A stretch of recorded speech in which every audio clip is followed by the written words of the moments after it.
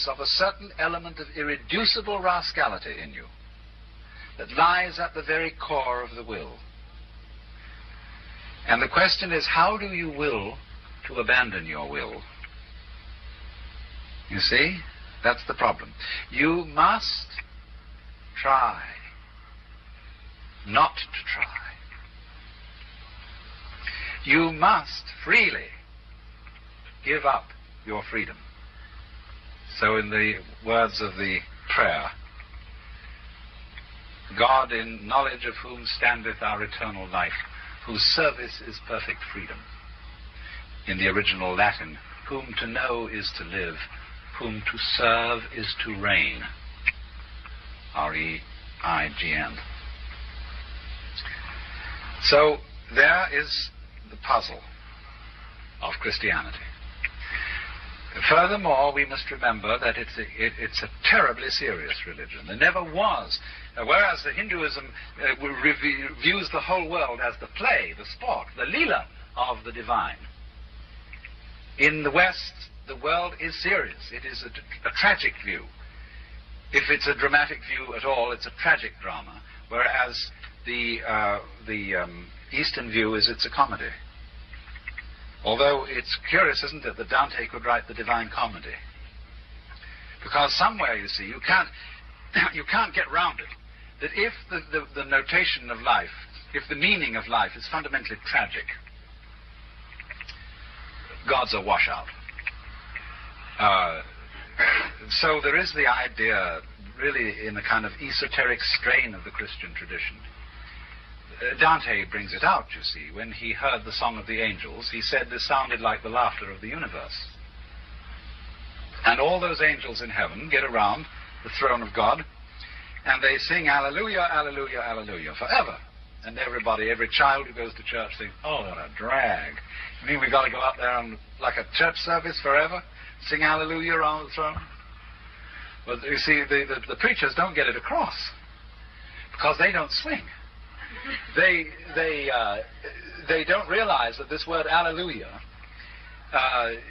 is a kind of a dance word. It's like it's like scat singing, where all the meaning goes out of the language, and it's just rhythm. It's just sheer exuberance. And Dante makes this quite plain, that these angels surrounding God have found it. They found the point. And there's no need for anything else, and the point has no point beyond being the point. It doesn't serve any end beyond itself. It's it. You're there. You've arrived, and they just go out of their minds.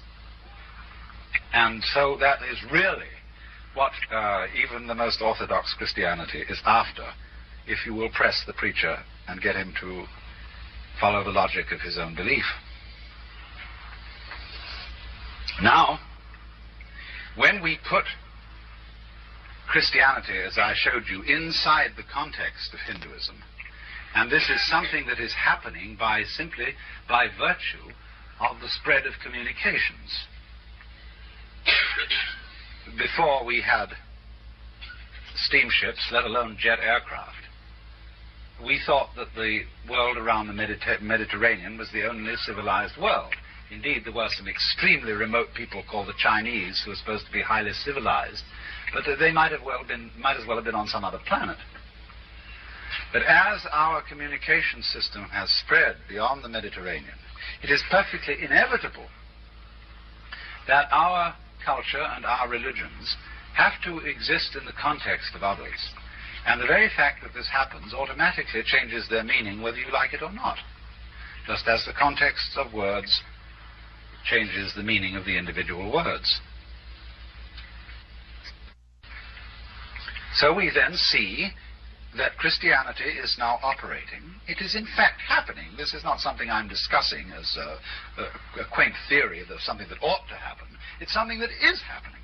Christianity and Christians, with their particular beliefs and their particular points of view, are waking up to find themselves surrounded by very different peoples, also civilized, who have rather different points of view. Now, what's going to happen? What difference does it make? So then I'm putting Christianity in the context of Hinduism.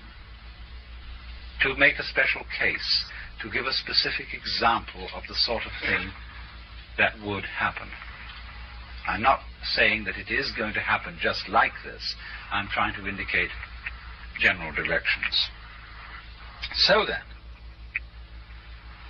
the Hindu looks at Christianity and he says, good heavens, isn't that amazing?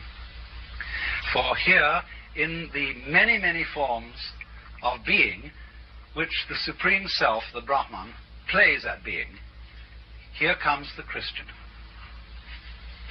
soul.